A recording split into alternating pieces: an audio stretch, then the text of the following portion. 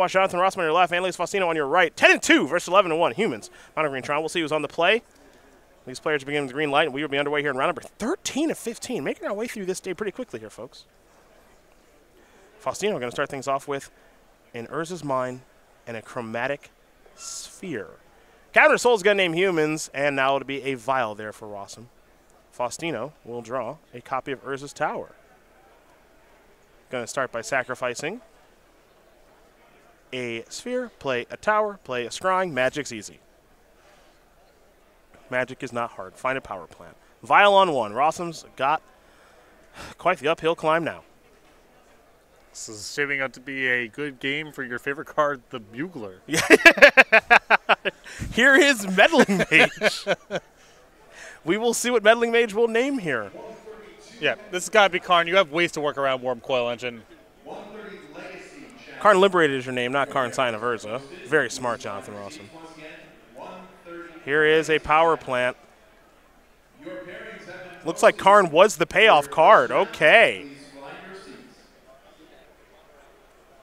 Let's go over to Rosum as Vial ticks up to 2.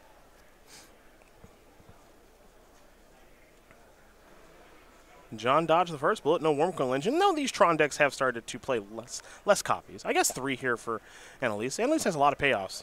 3 Worm Coil Engines, 3 Walking Ballistas. Here we go. Doo-doo. Do-do-do-do-do. See what Rosum finds here. The payoffs here, Worm Coil Engine, Walking Ballista, Karn, which is checked by Meddling Mage. World Breaker, not the best payoff. Ugin the Spirit Dragon, Oblivion Stone, Ulamog. All haymakers. Good luck Meddling Maging them all. See what Buglesworth finds here. Tootin' the Horn. Reflector Mage. 2. Anneliese down to a healthy 18. Pass the turn back. Back to Anneliese will go. That was another copy of Karn is what I think that was. I believe her hand is just fully locked out by the Meddling Mage at this point. I think she is on lands. Oh, she hasn't. Is that Ugin? I think that's an Ugin. Well, Ugin plays here. Yep. Thanks. Top level. This analysis and much more. The SCG Tour. That's right.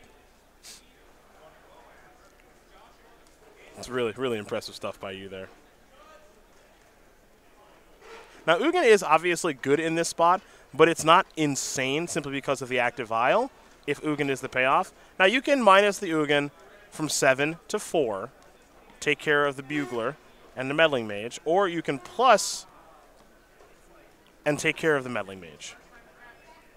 Yeah, I think the Bugler is just so irrelevant. The only thing that it represents is power, like attacking. So you can just do the math on, is the loyalty going up worth more than getting the Bugler off the battlefield?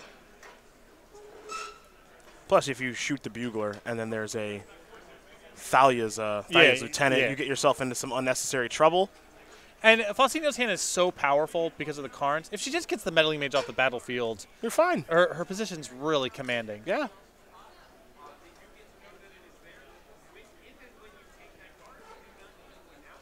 Rosum looks like he may have a response here, too.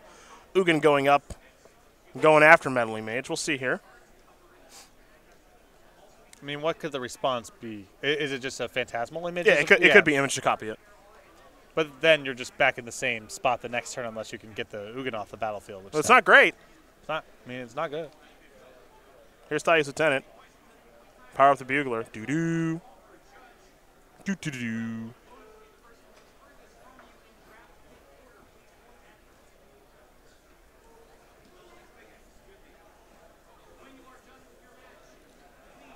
See how Rosum's flicking his cards back and forth here? That's confidence. Yeah. That's a player who knows he's winning. The look of a person who likes their position. Yeah.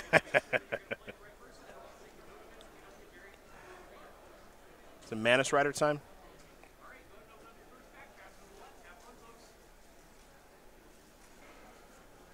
Oh, we're going to bugle again. All right, well, Rosum actually has enough to kill Ugin. Yeah, if he has a Mana Strider, then that's 9. It's 9 exactly.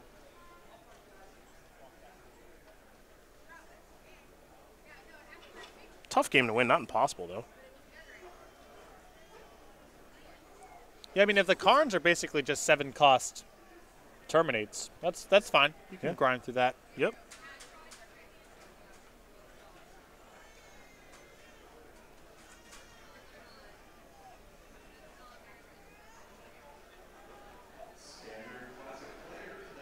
Rosum thinking long and hard.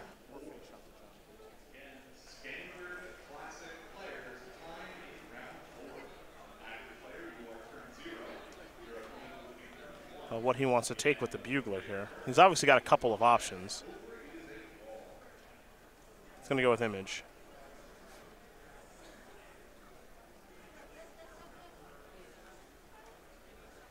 Young man from Spencer Mass crafting a game plan here. Probably trying to think of what cards can I beat, what cards can't I beat. There's a lot of cards he can't beat, but it's got to try. So here's Mantis Rider. 9 damage is going to go over at Ugin. Yeah, he's got it on the nose.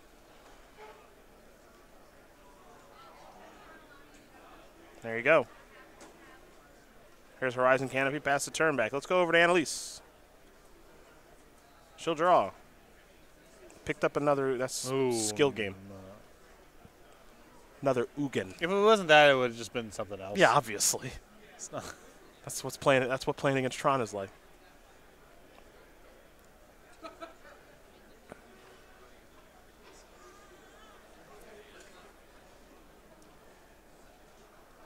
All right, 8 mana, second Ugin.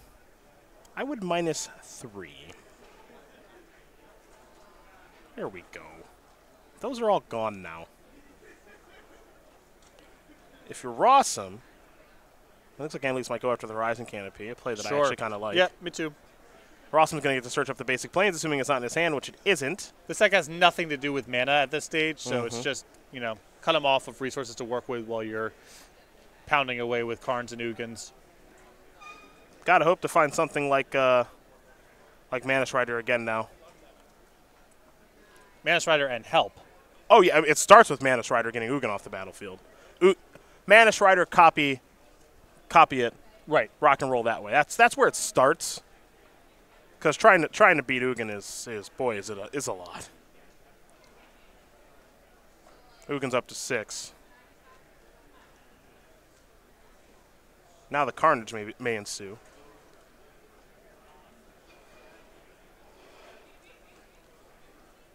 So I think my approach to this turn, because Rosum has so many ineffectual cards, I think I would have preferred with Karn, exile your Vial.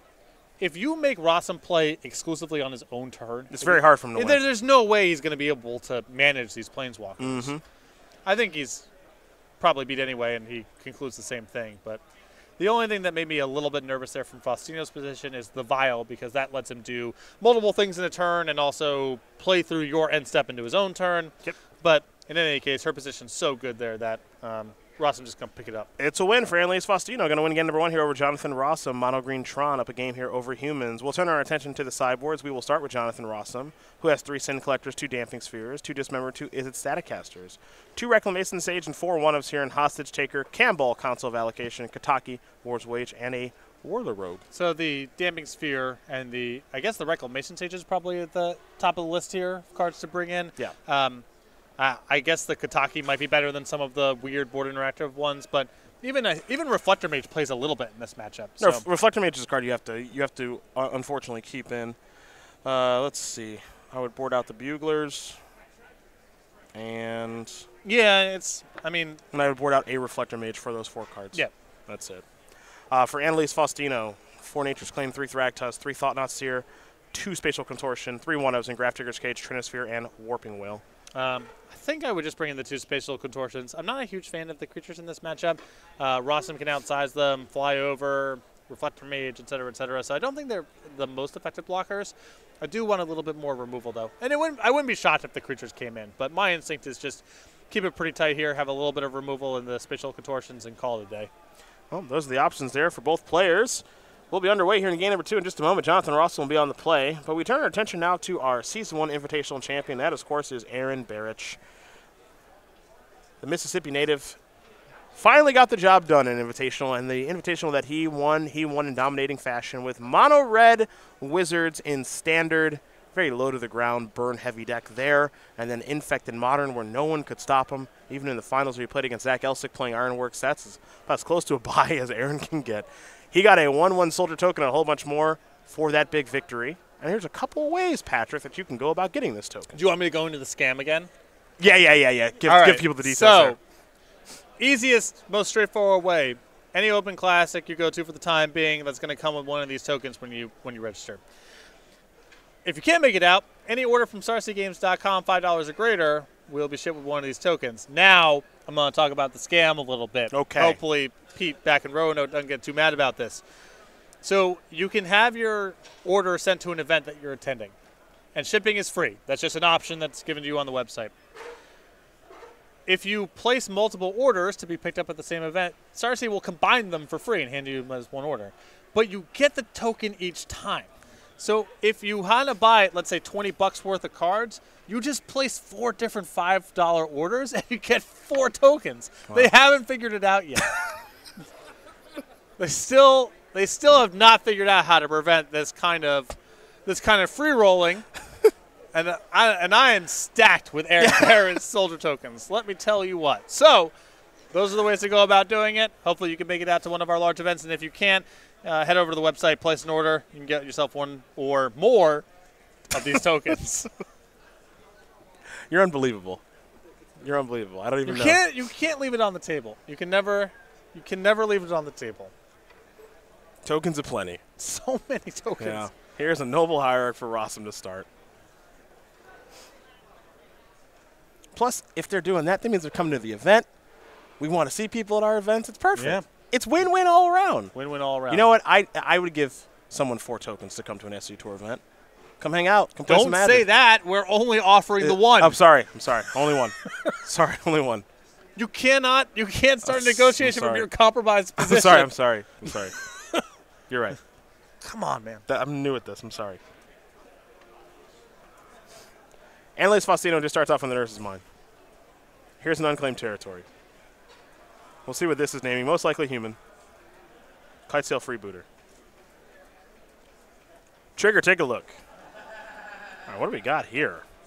I got a Sylvan Scrying, Ancient Stirrings, 2 Thragtusk, Ulamog, Forest, Ghost Quarter. Man, if I'm Rosum, I'm pumped. Yeah, this is I can beat this hand. A hand with no pathway to Tron. The Thragtusks that are not easy to cast and not necessarily effectual even if they can be cast. This is a nice looking hand. The Stirrings is, that's a real card obviously, but so it goes. That hand is mostly empty. Yeah, I take Scrying here because Stirrings is, you don't know what you're going to see. Scrying is Demonic Tutor for almost a Tron. Right. If she draws a Tron piece, then Sylvan Scrying completes. Correct. If she draws a Tron piece and has Stirrings, maybe she does, maybe she does not. That's correct. I actually Sylvan Scrying to me in this deck is Demonic Tutor in this matchup. Wormcoil Lynch in the draw. There's a Forest. Here comes Ancient Stirrings. 2, 3, 4, 5. Power Plant in there.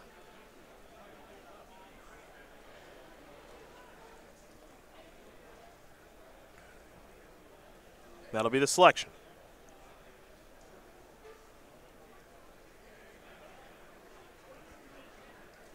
All right, let's head back over to Awesome Rosum.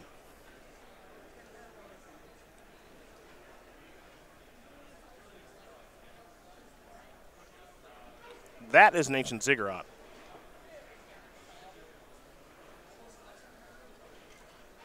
And we'll see a Thalia. Now we'll see Athalia's Lieutenants. Now Rosum's plan is to get you dead real fast, which I like. This will be an attack here for, let's make it 1, 2, 3 total with the Exalted. Pass the turn back. Rosum does have a copy of Dampening Sphere in hand right now as well. It doesn't look like that was a tower. It looks like that was another mine. So here's a power plant, and Rosum has sequenced this very nicely because now he's got a battlefield that can kill in 2 turns. 3, 4, 5, 6, 7, roughly 2 turns. But this is the turn that he's going to want to play the Damping Sphere. Right. And at that point, Faustino's not threatening to do anything on her following turn, and then your 2-turn clock is good.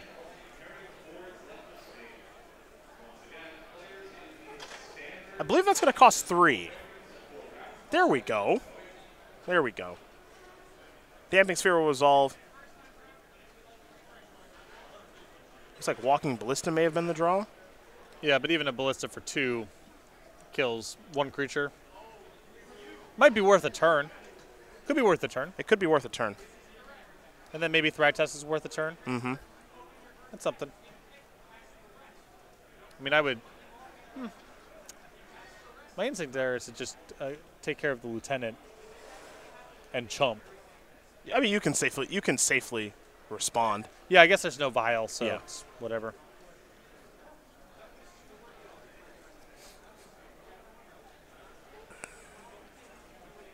Yeah, and I guess if you just leave the Ballista up like this, then Rosum can't just enter combat with the Lieutenant. Yep. Here's Avacyn's Pilgrim. Nice.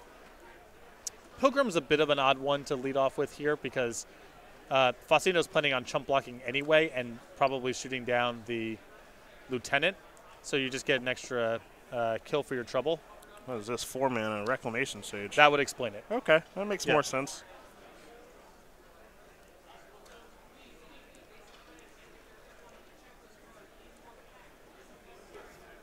And he has to pay 1 more because of the Damping Sphere.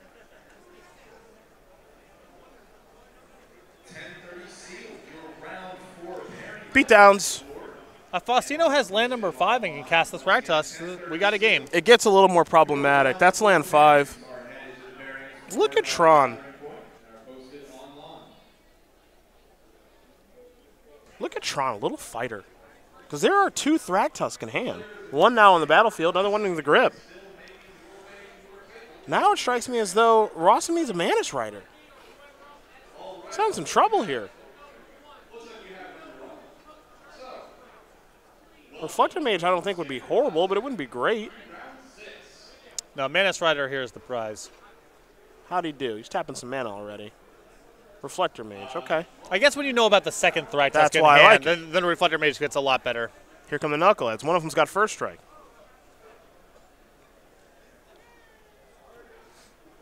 Looks like 5 damage to be dealt. Now, if there's a 6th land here, things get even worse. There's 6th land. Because we could see, I guess you already have the 6th land in hand too, so we could see Wormcoil Engine now.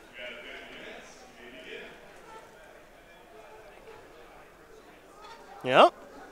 Mantis Rider, where art thou? I need you now more than ever. That's what Jonathan Rosum is thinking. Probably thinking, how did I get in this spot? I was doing so good. Well, there's Thalia's Lieutenant. Lieutenant will put another +1/+1 counter on. Lieutenant's just good with the freebooter. Yeah, with the freebooter and freebooter plus Exalted. Yep, so Rosum says, I'm going to put counters on all my stuff. Yeah, it's not even as complicated as what's the math on the ground. It's just I can attack plus an Exalted trigger. Yeah, just this. And that'll take care of it. So a timely top deck there from Rosum because things were starting to get a little bit ugly there, but Thalia's Lieutenant saves the day. A couple of cards could save the day there for the record. Lieutenant gets it done. Another Noble Hierarch gets it done. And Mantis Rider gets it done, and maybe even another Reflector Mage gets it done, bouncing the... Plenty of draws, Wormcoil, but things get really bad for Rosum the following turn because he gets hit by Wormcoil, and Faustino at the minimum plays another Thragtusk. So that was a really important draw step because the game was starting to collapse. We're all tied up here between Jonathan Rosum and Anneliese Faustino. Humans and Mono Green Tron going to get ready for a 3rd game here. Doesn't look like either player really going back to the drawing board too much. Not sure too much needs to change here, but if you're Anneliese, you got to be thrilled. You're on the play against humans, playing for top 8 right now. Yep. And now I'm interested to see if the creatures stay in on the play because Faustino on the play can much more just go turn 3 Tron and do a thing. Thragtusk is a little bit less meaningful if that's the game plan, but with Rosum showing Damping Sphere, probably best to leave the Thragtusks in. Alrighty, these players are going to get ready here for game number 2. We'll hear a quick word from our friends over at Ultimate Guard.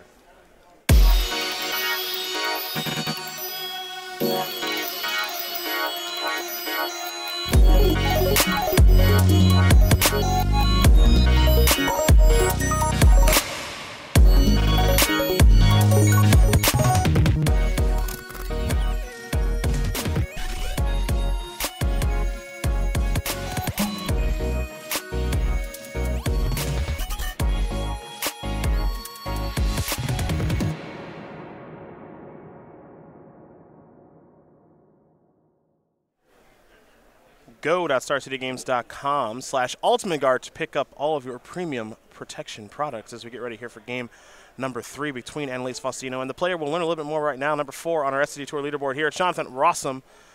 Member of Team Lotus Box is the 20-year-old from Spencer, Massachusetts, with 9 open top 8s, 1 open win. He's a singer, he's an actor, he's a former Hearthstone grinder. He also has been known to play the drums. You know, he does a lot. It's a full extracurricular resume. In addition to playing Magic well, he does a lot. It's pretty impressive. He was probably an impressive college applicant, would be my guess. Yeah, tough to say no there. Tough to say no. I guess I'd let him into whatever school I'd be running. I run an esports school. That's what I do. Esports and broadcasting school with an emphasis on branding. Ooh. Yeah. Hello. That's what I do. That's Jonathan Rosum. We're going to see a lot more of him on the SCG Tour. Trust me.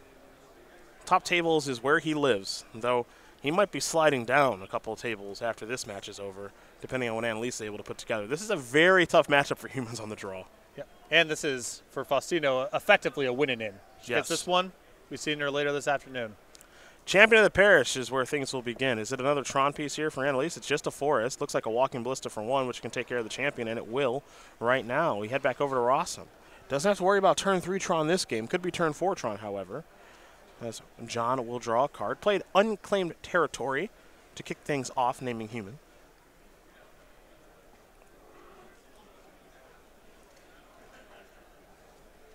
For Faustino, it's been a wire-to-wire lead for first place. 9-0 after day 1, the only 9-0, into 11-0. Picked up her first loss last round. Still in first place right now, though. As Rosum with an Ancient Ziggurat, what's the follow-up going to be? Thalia, Guardian of Thraben. Back over to Faustino we go. Chromatic Star in hand. I mean, you see the power of Walking Ballista in some spots here. Another Walking Ballista in hand here for Faustino. Could take care of the Thalia, too. Another Expedition map in hand there for Faustino. So has a path to Tron over the next couple of turns, though that is slowed down slightly by the Thalia. If she were to crack the Expedition map now and make her 3rd land drop, she would be unable to follow up with the map this turn. You do it next turn, you can assemble Tron, but you aren't necessarily following up with anything big that turn. Well, it'll be a Expedition map that is sacrificed. Search for a land, pass the turn back. High upside play. Here comes Thalia.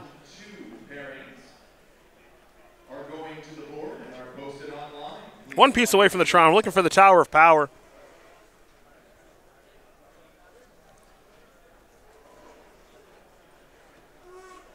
Let's see what the follow-up's going to be. It'll be a Champion of the Parish follow-up. Maybe a Lieutenant would have happened already by now. So here's Freebooter. Freebooter will show you hand the Thraktos Expedition map. Walking Ballista Oblivion Stone, along with a Chromatic Star. So the map is the direct path here to get to Tron the following turn. Mm-hmm. And I think Faustino's hand is so good if Tron is assembled that's the call here. You have found the Ballista solution. Ballista and Thraktos is just too much to play through. Also, the problem here is if you take Oblivion Stone, if you assembles Tron, then kills your Freebooter. Exactly, yeah. You know? Yeah. This and hand, your clock isn't that fast. her hand's so strong if she gets to Tron that even with the map being slowed down a little bit by the Thalia, I guess it's the other side of it. You could leave with something else and hope that she misses a land drop, but that seems so greedy. If she's missing a land drop, her hand's not that good anyway. In spots like this, I am a big fan of taking the Demonic Tutors and hoping that they just don't peel off a tower, which Tron players do have a tendency to do. I used to be one of them. But it's a 4-outer. Hope you don't have it. Of course, she is able to peel other Expedition maps in Sylvan Shrine, and Ancient Stirrings can find it, but I like going this route if I am Rosum in spots like this. Walking Ballista for 1. I also like the idea. Ooh, I like. No, actually, no. I may have killed Thalia there. No. Don't let him just cast another Thalia this turn. If that Thalia is so prohibitive, at least take the hit and then kill on the unstep and or on your own turn or whatever. Sure. You can wait for more information because if you just peel a Tron piece, the missing Tron piece, now you have Ballista and all the mana in the world to work with. Great. If you don't, you still have the option on your turn of just take care of Thalia and start cycling some stuff and looking. All right. Here's Meddling Mage. See what this names. Of course, Rosum has an idea of what Faustino is working with. Oblivion Stone's the name.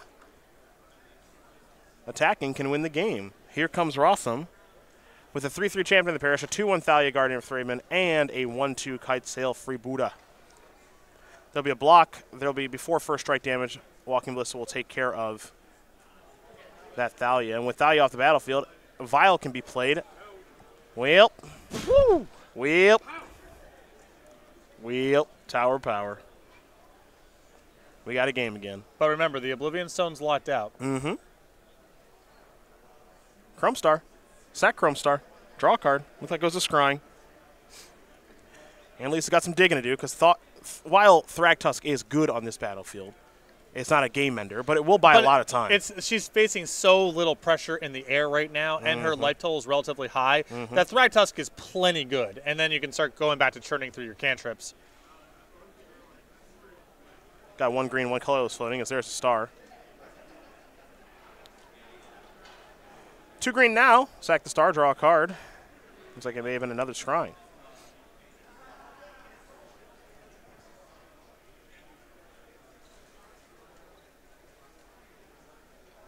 Here's Thragtusk. 5 left on the way. 22 is Faustino's life total. And Rosum's got some work to do. He's going to start by taking up the Vial to 1. You head back over to Jonathan. As Faustino is starting to take a stranglehold on this game. He needs to get in the air and needs to do it pretty quick here, folks. Meddling Mage is naming Oblivion Stone. And time's not on Rosum's side here at all because Faustino is drawing to a deck full of knockouts. When you're playing against Tron, time is not your friend. There's some times where you have enough in the air and enough first strike where the Thragtusk isn't that much defense, but this is not one of those times. I agree with you. Here's Athalia's Lieutenant. Champion of the Parish is going to get 2 counters. It's going to turn into a 5-power creature. And now it's just going to be Boringhold Freebooter in the air for 2. Faustino falls down to our starting life total of 20, and now here comes another Vial. Let's go back over to Anneliese. Big draw step here. A lot of good ones, of course. Ugin among them. Looks like a Worm Coil Engine may have been the draw. That's not too bad. Yeah, not a knockout punch, but definitely not shabby. Got a colorless mana floating. We're going to see a Sylvan Scrying here.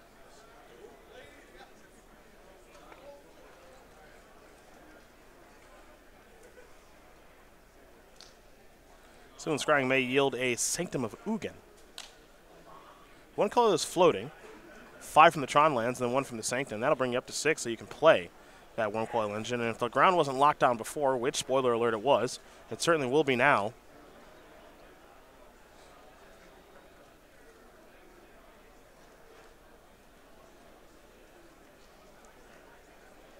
Tron doing Tron things right now for Anneliese Faustino. She's been doing it all weekend long. And I like not attacking with a Thragtusk here. It's a real risk of Reflector Mage if you were to attack with the Worm Coil. With the Thragtusk back on defense, you get so much value anytime Rosum decides to engage in combat on the ground. The next turn, then you can start attacking with Worm Coil Engine, leave your Thragtusk back on defense, and you're pretty effectively hedged against Reflector Mage. What you really want to avoid, the short of it is your Worm Coil getting bounced and then being unable to block with Thragtusk. That's the spot where Rosum can catch back up. Rosum's going to sack Horizon Canopy.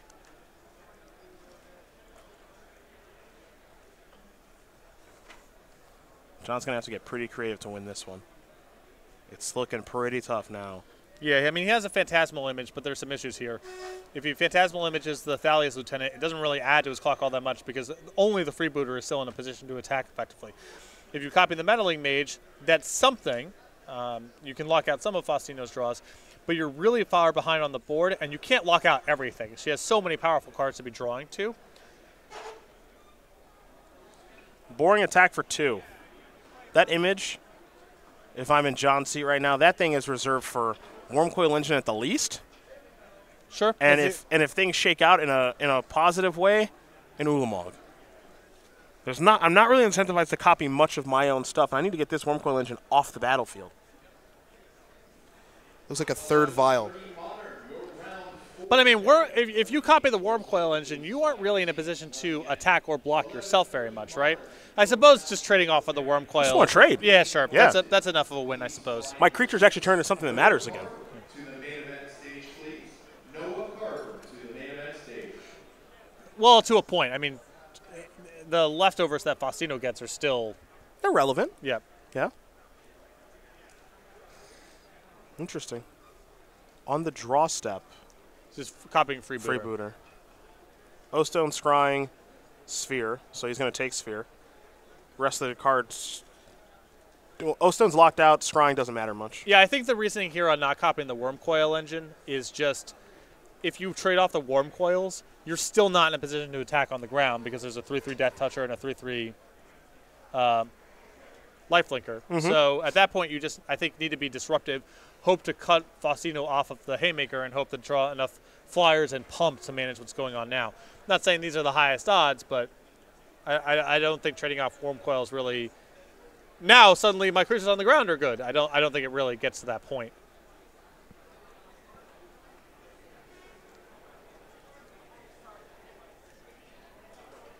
Faustino checking in at 18. Rosum at 16. Phantasmal Image is a freebooter that just took a Chromatic Sphere. Faustino's weighing the attacking options here. And I think another reason to image the freebooter in this spot, getting Champion of the Parish to a 6/6 does complicate things a little bit from Faustino's side. Because now, if you attack with the Worm Coil engine, that's kind of the thing you want to be doing here. Faustino's now in a position to attack back with a Champion of the Parish that's bigger than the Thragtusk that's on defense. If Faustino wants to take the hit, that's cool. If she wants to chump block, that's cool. All of these represent small wins for Rosum. So I also think it was motivated in part by getting the Champion to be a little bit larger. Vials will go on 3, 2, and 1. And we'll head back over to John.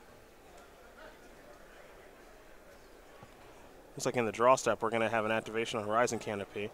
I think Rosum,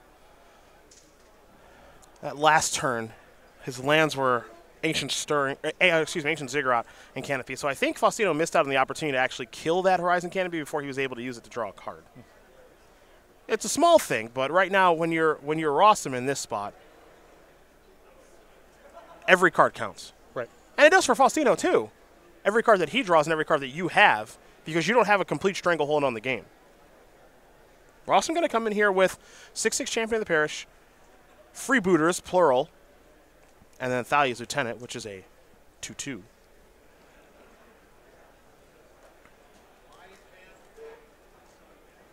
So now a Beast Token going to come in.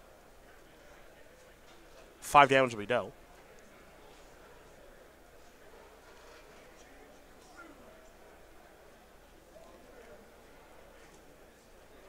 That's a draw step freebooter. Scavenging Grounds, the draw. I think at this point, Faustino might want to, I guess, if she goes up to 25. That's a lot of life to play with. That's a lot of life. And then the next turn, Rosum starts having to chump block, and you're still getting 6. Yep. I don't know. I think attacking with the Worm Coil here is really close. I like to continue attacking. When the personally. when the other deck has Reflector Mage, I think you got to err on the side. If it's close, you got to err on the side of attacking. I just want to keep pressuring John if I can, because then once you start working him into the abyss, like you mentioned, every creature out here has some value. Yeah. They're all important pieces. Now here's 2, 3, 4 in the air. Faustino's going to fall down at 15. Seachrome goes past the turn back. Faustino will draw. I do remember Faustino has some real game winners here. Forest the draw. Oblivion Stone is locked out, but Ugin's not. We know Ugin's game over. For sure. Ulamog, 3, yeah, plenty enough, just enough mana to cast it. What do we got here? Thalia. Okay, grow the Lieutenant, grow the Champ. It gets horrible for her if he draws Reflector Mage, though. Definitely. Yep. Flyers are good, and Reflector Mage is great. Yeah. Is where the game has gotten to. Heck, even Reclamation Sage is playable. Yeah, it doesn't free up a ton of attacks on the ground, as you still have the Death Toucher to show for it, but Reclamation Sage would still be very good. Well, what I'd want to do if I drew Reclamation Sage is attack with everything. Whatever gets blocked by Worm Coil Engine, you Rec Sage. You Rec Sage the Worm Coil. Sure. You know, so then she doesn't right, gain any yeah, life. you don't get and you don't get to split on that block. Correct. And again, this is a spot here where Rosum's trying to fade draws. So he wants to try to apply as much pressure as he possibly can. It looks like this turn he can only apply 4. Maybe it's 7 if it's another lieutenant. It's going to be 7. Okay. So humans are going to grow. Faustino's going to fall down to 8.